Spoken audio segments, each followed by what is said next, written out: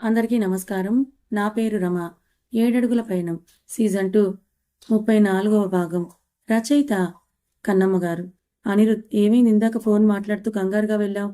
ఎవరు ఫోన్ చేశారు? ఎక్కడికి వెళ్ళావని అడుగుతాడు. అన్నయ్య ఫోన్ చేశారని అంటుంది అజిత. మీ అన్నయ్య కాల్ చేస్తే అంత కంగారు ఎందుకు పడ్డావని అడుగుతాడు అనిరుద్. అదేం లేదు, అన్నయ్య ఏదో మాట్లాడుతుంటే సరిగ్గా ఏం వినిపించలేదు, అందుకే అటువైపుగా వెళ్ళి మాట్లాడానని అంటుంది అజిత. ఓ అవునా, నేను కంగారుగా వెళ్ళడం చూసి ఏమైందో అని అనుకున్నాను. అంతా ఓకే కదా అని అడుగుతాడు.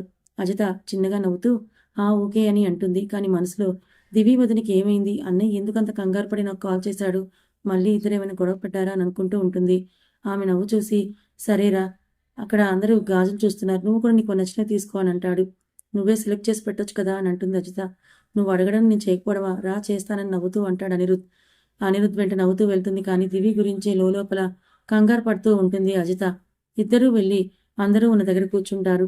చిన్నారి, ఇందాకట్టుగా వెళ్ళావు కదా, దివి ఏం చేస్తుందో చూసావా అని అడుగుతారు కమలగారు. వదిన పడుకుందమ్మమ్మగారు అని అంటుంది అజిత. అవునా, అందరూ గాజులు చూస్తున్నారు కదా, తను కూడా తీసుకుంటుందేమో అని అనుకున్నానని అంటారు కమలగారు. తను తర్వాత తీసుకుంటుందిలే అమ్మ, మీరు మీకు నచ్చినవి తీసుకోండి అని అంటాడు విక్రమ్. కమలగారు అలాగే అని అంటారు. విక్రమ్ కాసేపు అక్కడే ఉండి దివి రూమ్ దగ్గరికి వెళ్తాడు. ఏడ్చి ఏడ్చి అలానే పడుకుంటుంది దివి. విక్రమ్ దివి రూమ్ డోర్ ఓపెన్ చేసుకుని దివి అని అంటూ లోపలికి వెళ్తాడు. దివి పడుకొని ఉండడం చూసి తన పక్కకి వెళ్ళి కూర్చొని ఆమె తల నిమురుతూ ఉంటాడు. విక్రమ్ ఆమె ఫేస్ చూస్తూ ఏమైంది ఆ ఏంజల్కి, ఎందుకంతగా బాధపడుతోందని అనుకుంటూ తనని చూస్తూ అనుకుంటాడు. దివి మొహం నిద్రలో కూడా కలవరపాటుగా ఉండడంతో దేనికి కలవరపడకు తల్లి, నీకు నేనున్నానుగా అని అంటూ ఒక చేత్తో ఆమె తల నిమురుతూ ఇంకో చేత్తో ఆమె చేతిని తన చేతిలోకి తీసుకొని ధైర్యం చెబుతున్నట్టు చేస్తాడు విక్రమ్. దివి విక్రమ్ చేతిని గట్టిగా పట్టుకొని తల కింద పెట్టుకొని పడుకుంటుంది. దివి ఏం తినలేదు అని తనని తినడానికి పిలవడానికి వచ్చిన చైత్ర విక్రమ్ దివి రూమ్లో ఉండడం చూసి మీరు ఇక్కడున్నారేంటి అని అడుగుతుంది. విక్రమ్ దివి వైపు చూస్తూ దివితో మాట్లాడాలని వచ్చాను కానీ తను పడుకుందని అంటాడు. అయితే తనని చూస్తూ కూర్చున్నారా అని అడుగుతుంది. తనని అలా ఎంతసేపు చూసినా చూడాలని అనిపిస్తుంది, ఇంకా చిన్నపిల్లల నా కంటికి కనిపిస్తోందని దివి వైపే ప్రేమగా చూస్తూ అంటాడు విక్రమ్. చైత్ర చిన్నగా నవ్వుతూ పిల్లలు ఎంత వయసుకు వచ్చినా తల్లిదండ్రులకు పసిపిల్లలాని అనిపిస్తారులేండి అని అంటుంది. విక్రమ్ ఆ మాటకు చిన్నగా నవ్వుతాడు. సరేలే కానీ తనని లేపండి, తను పొద్దున్నుంచి ఏమీ తినలేదని అంటుంది చైత్ర. వద్దు, లేపాల్సిన అవసరం లేదు, తను కాసేపు పడుకొని అని అంటాడు విక్రమ్. తినేసి మళ్ళీ పడుకోమని చెప్పండి అని అంటుంది చైత్ర. తను ఇప్పుడు హాయిగా పడుకుంది, మళ్ళీ దాన్ని డిస్టర్బ్ చేయడం ఎందుకు, తనకు ఆకలి వేస్తే తనే తింటుందిలే అని అంటాడు విక్రమ్. చైత్ర ఉఫ్ అని అనుకొని విక్రమ్ పక్కన నిలబడి ఏమైనా అయ్యిందా, మీరు దిగులుగా ఉన్నట్టు అనిపిస్తున్నారని అడుగుతుంది. దివిని చూస్తూ చైత్ర మీద కొరిగిపోయి దివి కొన్ని రోజులైతే వేరే ఇంటికి వెళ్తుంది కదా, దిగులుగా ఉందని అంటాడు విక్రమ్. చైత్ర విక్రమ్ తల నిమురుతూ ఇప్పుడే తనని మిస్ అవుతున్నారా అని అంటుంది. ఎందుకు, మన దివినే వెళ్ళాలి, ధీరజ్ని ఇక్కడే ఉండమని చెప్దామా అని అంటాడు విక్రమ్. చైత్ర మాటలకు నవ్వుతూ అయితే నేను కూడా మా ఇంటికి వెళ్తాను, మీరు కూడా నాతో పాటు వచ్చి ఉండండి అని అంటుంది. అదెలా సాధ్యం అని అంటాడు విక్రమ్. మరి ఇదెలా సాధ్యమవుతుంది, అమ్మాయి అన్నాక వేరే ఇంటికి కోడలు అవ్వకుండా ఉంటుందా ఏంటి, అయినా తననేదో చాలా దూరం పంపిస్తున్నట్టు అంటారేంటి, కొంచెం దూరమే కదా అని అంటుంది చైత్ర. ఆ కొంచెం దూరమైనా సరే పెళ్ళైన తర్వాత తను ఆ ఇంటి కోడలిగానే కదా ఎక్కువ గుర్తింపు పొందేది అని కొంచెం బాధగా అంటాడు. ఇప్పుడే ఇలా అయిపోతే మరి ఇంకా తర్వాత మను కూడా ఉంది, అప్పుడు ఇంకెలా ఉంటారో అని అంటుంది చైత్ర. విక్రమ్ ఏమో అన్నట్టు ఎక్స్ప్రెషన్ ఇస్తాడు. చైత్ర చిన్నగా నవ్వుతూ మనం ఇంకా ఇక్కడే ఉంటే మీ కూతురి నిద్ర డిస్టర్బ్ అవుతుంది, వెళ్దాం పదండి అని అంటుంది. విక్రమ్ హా అని మెల్లిగా దివి చేతిలో నుండి అతని చేతిని తీసుకొని దుప్పటి కప్పి నైట్ సెటప్ క్రియేట్ చేసి బయటికి నడుస్తాడు. చైత్ర దివి వైపు ఒకసారి చూసి అక్కడి నుంచి వెళ్తుంది. చైత్ర వచ్చినప్పుడే డిస్టర్బ్ అయి లేచిన దివి విక్రమ్ మాటలు వింటూ కళ్ళు తెరవకుండా అలానే ఉంది. వాళ్ళు వెళ్ళిపోగానే కళ్ళు తెరిచి లేచి కూర్చుంది. నా మీద ఇంత ప్రేమ మీకుంది, అందుకే నేనేమీ మాట్లాడలేకపోతున్నాను. నేను బావ వల్ల బాధపడుతున్నానని తెలిస్తే మీరు తట్టుకోలేరని నాకు తెలుసు. ఆ విషయం మీకు చెప్పి మిమ్మల్ని బాధ పెట్టలేనని అనుకుంటుంది. ఇప్పుడు పెళ్ళయ్యాక బావని మార్చుకొని నన్ను ప్రేమించేలా చేసుకొని నా జీవితాన్ని చక్కని దారిలో పెట్టుకోవాలి. ఇప్పుడు నా ముందు ఇంకో దారి లేదు. నేను ఏదోలా చేసి ఈ పెళ్లి నుండి తప్పించుకొని మధు సహాయంతో దూరంగా వెళ్ళిపోవచ్చు, కానీ దానివల్ల విక్కీ చాలా బాధపడతాడు. మామయ్య వాళ్ళ పరువు పోతుంది. మామయ్య ఎప్పటికీ బావని క్షమించడు. ఇవన్నీ జరగడం వలన నేను బాధపడ్డం మిన్న. బావతో ఈ ముళ్ళబాట ఇంకెంత నరకంగా ఉంటుందో తెలియదు. నేను అన్నింటికీ సిద్ధపడాలి, నన్ను నేను స్ట్రాంగ్ చేసుకోవాలని అనుకుంటుంది. మధు దివి ఫోన్ కట్ చేయగానే దివి చెప్పిన మాటని రివైండ్ చేసుకుంటుంటాడు. నేను ఇలా జరుగుతుందని అసలు ఊహించలేదు దివ్యమ్మ. మీ బావ నిన్ను ఇంకోలా బాధ పెడుతున్నాడు అనుకున్నాను, కానీ ఇలా చేస్తున్నాడని అస్సలు అనుకోలేదని అనుకుంటూ ఉంటాడు మధు. ఇప్పుడు నేను నీతో మాట్లాడాలి, కానీ ఎలా మాట్లాడాలి? నువ్వు మాట్లాడే పొజిషన్లో లేవు. నిన్ను అడిగి నిన్ను ఇంకా బాధ పెట్టాను కదా. ఇప్పుడు నీ బాధను తీర్చే మార్గం నేను వెతకాలి. ఆ మార్గం నిన్ను ఇంకా బాధ పెట్టేలా ఉండకూడదని ఆలోచిస్తూ ఉంటాడు మధు. ఇప్పుడు నేను తన బాధ గురించి కాదు, ధీరజ్ మా గురించి ఎందుకు ఎంక్వైరీ చేస్తున్నాడో తెలుసుకోవాలి. అసలు మా గురించి ఎంక్వైరీ చేయాల్సిన అవసరం ఏముంది? ఇప్పుడు ఆ విషయం తెలుసుకోవడం ఎలా అని ఆలోచిస్తూ ఉంటాడు. ఫస్ట్ వైజాగ్లో మా గురించి అతనికి ఎలాంటి ఇన్ఫర్మేషన్ రాకుండా చేయాలి. ఆల్రెడీ అక్కడ వాళ్ళతో మాట్లాడాను కాబట్టి దాని గురించి ప్రాబ్లం లేదు. ఎట్టి పరిస్థితుల్లో కూడా మా గురించి చెప్పరు. ఆ నమ్మకం నాకుంది. ఇంకా ధీరజ్ గురించి ఆలోచించాలి. అసలు ధీరజ్ ఇలా చేశాక కూడా దివి ఎందుకు నాకు చెప్పలేదు? నేనేదో ఒకటి చేసేవాడిని కదా. అసలు దివి మనసులో ఏముంది అది కూడా తెలుసుకోవాలని ఆలోచిస్తూ ఉంటాడు మధు. అజితకి దివి ఎలా ఉందో అని మార్నింగ్ నుండి టెన్షన్ ఉండడంతో ఈవినింగ్ దివితో మాట్లాడాలని తన రూమ్కి వెళ్తుంది. దివి ఆలోచిస్తూ ఉండడం చూసి వదిన అని పిలుస్తుంది. వదిన మీకేమైనా అయిందా? అన్నయ్య ఎందుకు పొద్దునంత కంగారు పడ్డాడని డైరెక్ట్గా అడుగుతుంది అజిత. చిన్న గొడవని చెప్పాను కదా చిన్నారి అని అంటుంది దివి. చిన్నదే అయితే నేను ఆలోచించలేకపోయేదాన్ని వదిన, కానీ అన్నయ్య అంత కంగారుగా చేశాడు అంటే ఏదో ఉందనే అర్థం అని అంటుంది అజిత. అలాంటిదేమీ లేదు చిన్నారి, నువ్వే ఎక్కువగా కంగారు పడుతున్నావు. నన్ను చూస్తే నాకు మీ అన్నయ్యకి ఏదైనా గొడవైనట్టు అనిపిస్తోందా అని అంటుంది. లేదని అజిత చెప్పడంతో, చూసావా నువ్వే చెప్పావు, ఎక్కువగా కంగారు పడకు అని అంటుంది దివి. అజిత అలాగే అని తలూపుతుంది. దివి ఇంకేదో చెప్పేలోపు తన ఫోన్ రింగ్ అవుతుంది. ధీరజ్ నుంచి కాల్ రావడం చూసి, నువ్వు వెళ్ళు, నేను ఫోన్ మాట్లాడాలి అని అంటుంది. అజిత ఫోన్ స్క్రీన్ మీద ధీరజ్ పేరు చూడటంతో నవ్వుతూ ఎంజాయ్ వదిన అని చెప్పి వెళ్ళిపోతుంది. దివి తనలా నవ్వుతూ వెళ్ళడం చూసి తను ఏమనుకుందో అర్థమై, నువ్వు అనుకున్నట్టు ఇక్కడ మా మధ్య ప్రేమ లేదు చిన్నారి అని బాధగా అనుకుని ఫోన్ లిఫ్ట్ చేస్తుంది. ఏంటే నీకు బాగా పొగరెక్కువైంది, పొద్దున్నుంచి కాల్ చేయలేదని అంటాడు ధీరజ్. నువ్వు వైజాగ్ వెళ్ళావు కదా బావా, నా వల్ల నీ వర్క్ ఎక్కడ డిస్టర్బ్ అవుతుందేమో అని చేయలేదు అని అసహనంగా అంటుంది దివి. ధీరజ్ నీకెలా తెలిసే నేను వైజాగ్లో ఉన్నట్టని అనుమానంగా అడుగుతాడు. అంటే నిజంగానే నువ్వు వైజాగ్లో ఉన్నావా బావా అని అంటుంది. తెలిసే అడిగావు కదా, మళ్ళా నిజమా కాదా అని డౌట్ ఏంటి అని చిరాగ్గా అంటాడు ధీరజ్. నా మీద అనుమానం కలిగిందా బావా అని బాధగా అంటుంది దివి. ధీరజ్ ఆ మాటకు కోపం వస్తున్నా కంట్రోల్ చేసుకుంటూ, నోటికొచ్చింది వాగకు, ఒక విషయం చెప్తాను గుర్తుపెట్టుకో. ఒకవేళ నువ్వెవరితోనైనా తిరిగినా నాకు పెద్ద ప్రాబ్లం లేదు. నువ్వెంతమందితో కలిసినా అవసరం లేదు. ఎందుకంటే నాకు కావాల్సిందేంటో నాకు ఎప్పుడో దొరికిందని అంటాడు.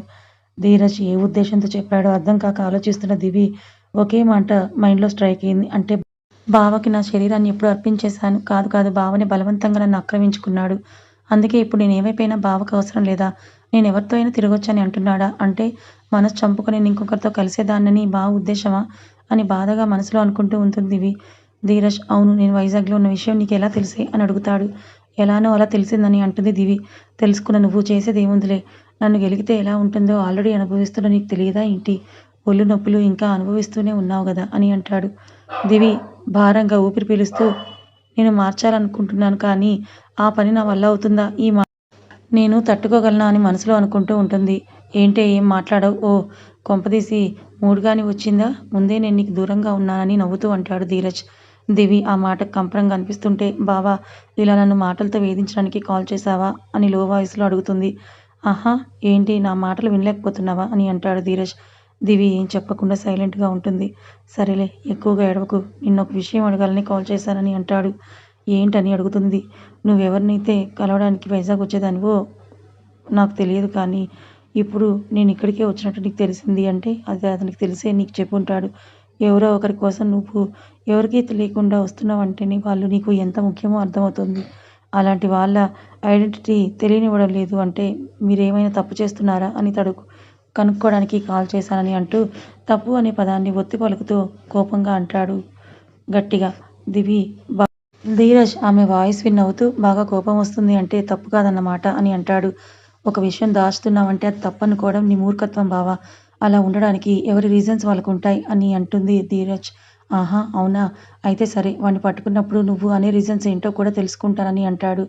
నువ్వెవరి కోసం అయితే వెతుకుతున్నావో అతన్ని కనుక్కోవడం నీ తరం కాదు బావా. అతను తలుచుకుంటేనే అతను నీకు చిక్కుతాడు. అతను నీకు దొరకడు బావా అని అంటుంది. ఆ మాటకు ధీరజ్ ఈగో హర్ట్ అయి చూస్తూ ఉండని కోపంగా చెప్పి కాల్ కట్ చేస్తాడు. నువ్వు నన్ను ఏం చేసినా భరిస్తాను కదా అని నా స్నేహితుని జోలికి వస్తే మాత్రం సహించను బావా. మధు గురించి తెలుసుకోవడం నీ తరం కాదు.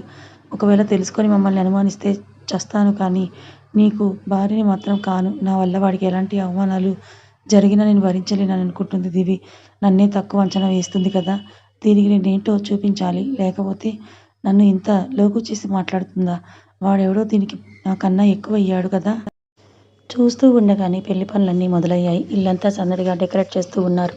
ఇద్దరి పెళ్లిళ్ళు ఒకేసారి అవ్వడంతో ఇంట్లో మామూలుగా హడావిడి లేదు. చైత్ర, కమల గారు చేతి నిండా పనులతో బిజీగా ఉన్నారు. అద్విక్ ఇంకా విక్రమ్ పెళ్లి పనులు చూసుకుంటూ ఆఫీస్ వర్క్ను కూడా చేసుకుంటున్నారు. మను అయితే తను ఎన్ని మెసేజెస్ చేసినా అతని నుంచి ఎలాంటి రిప్లై లేకపోవడంతో మధు మీద అలిగింది. పాపం తనకి తెలియదు కదా, మధు వాళ్ళ అక్క ఆలోచనలో ఉండి ఆమె మెసేజెస్ని చూడలేదు అని. ఇంకా ఇంకో ప్రేమ జంట అనిరుద్ ఇంకా అజిత అయితే ప్రేమ ముచ్చట్లు పెట్టుకుంటూ హుషారుగా పెళ్లి పనుల్ని చేస్తున్నారు. అద్విక్తో తన లైఫ్ గురించి ఊహలు ఊహించుకుంటూ అద్విక్తో ఫోన్లో హ్యాపీగా మాట్లాడుతూ గడుపుతోంది. గదిలో పడుకున్న దివి మనసుతో పాటు శరీరం కూడా అలసటగా అయిపోయింది. ఏంటి, నాకు చాలా రోజుల నుంచి నీరసంగా అనిపిస్తోంది. బీపీ లో అయిందా ఏంటి?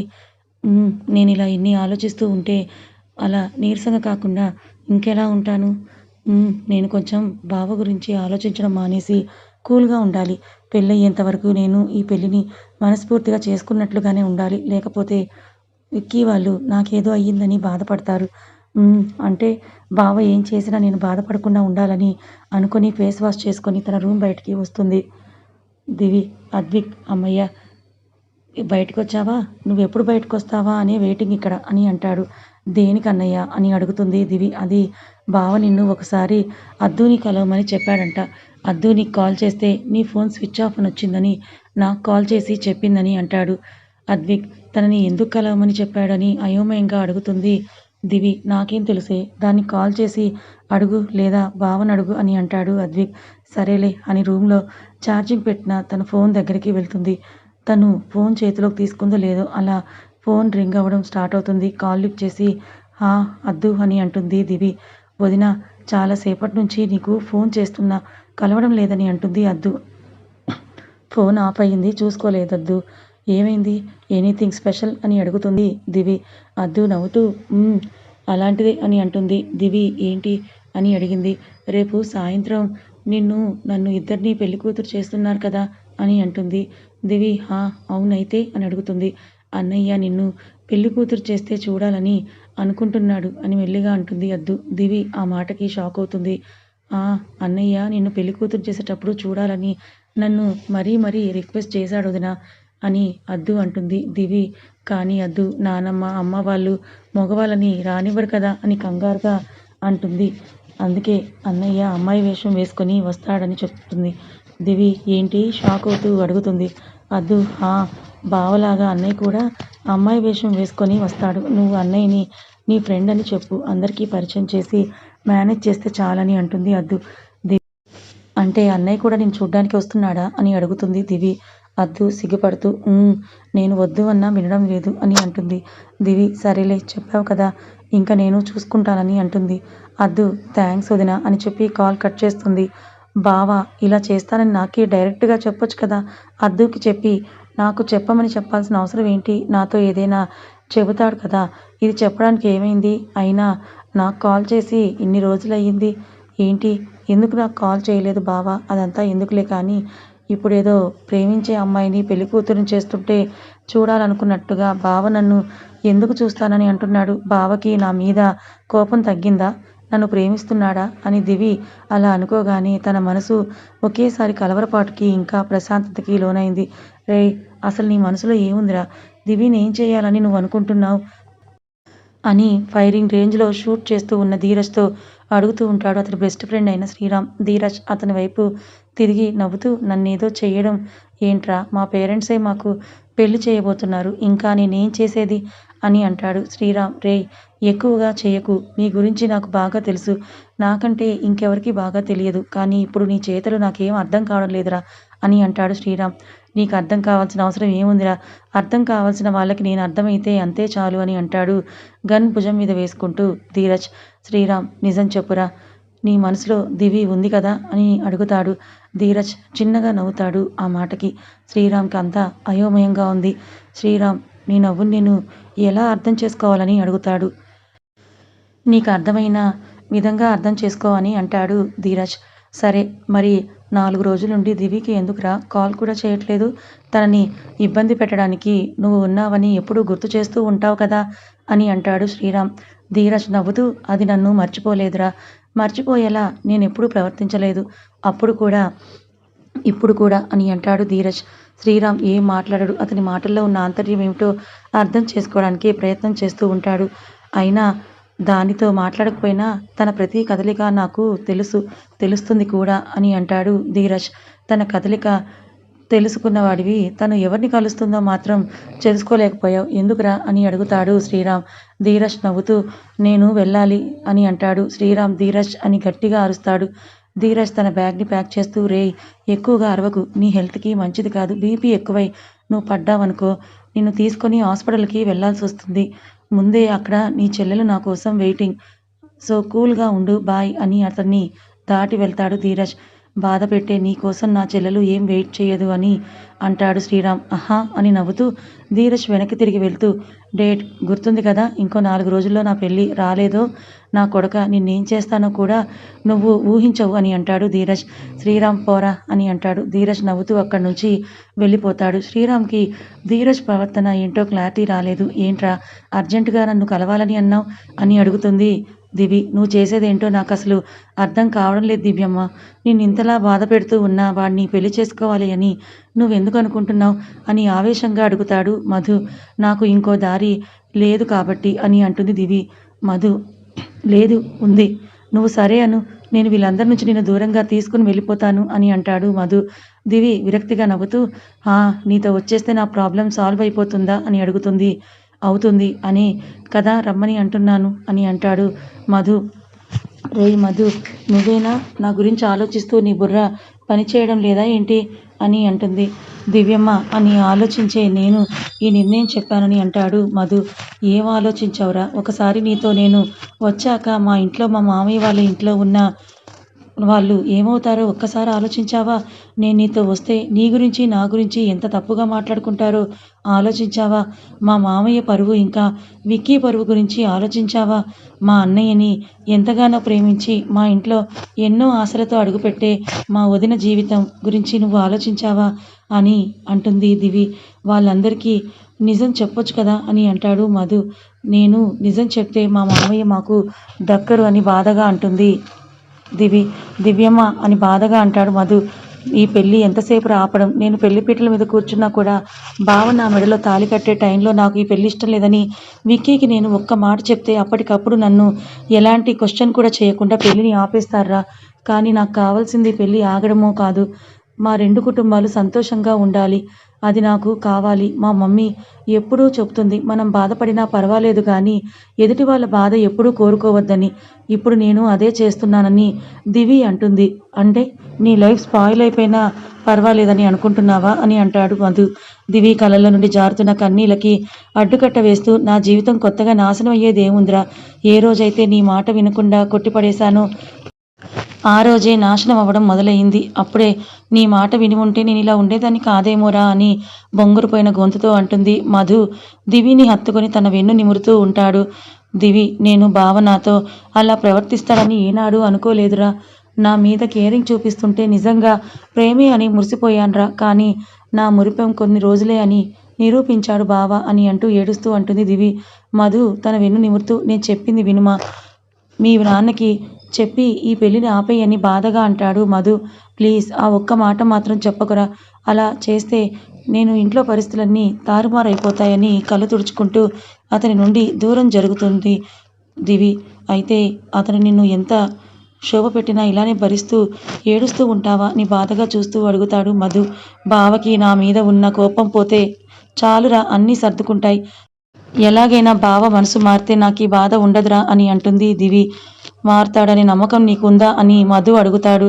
బావ మారుతాడు అనే నమ్మకం నాకుందిరా, మార్చుకునే ఓపిక కూడా నాకుందని అంటుంది దివి. అంటే అతన్ని పెళ్లి చేసుకోవాలని నువ్వు నిర్ణయించుకున్నావన్నమాట అని అడుగుతాడు మధు. దివి హా అని బాధగా తలుపుతుంది. సరే నీ ఇష్టం వచ్చినట్టు చెయ్యి, కానీ ఒకటి మాత్రం గుర్తుపెట్టుకో, ఇది నీకు నేను ఎప్పుడు చెప్పే విషయమే. నీకెప్పుడు ఏం చెయ్యాలని అనిపించినా నాకు చెప్పు. నీకు ఎలాంటి పరిస్థితి వచ్చినా తోడుగా నేనుంటాను అని తన చెయ్యి తీసుకొని అంటాడు మధు.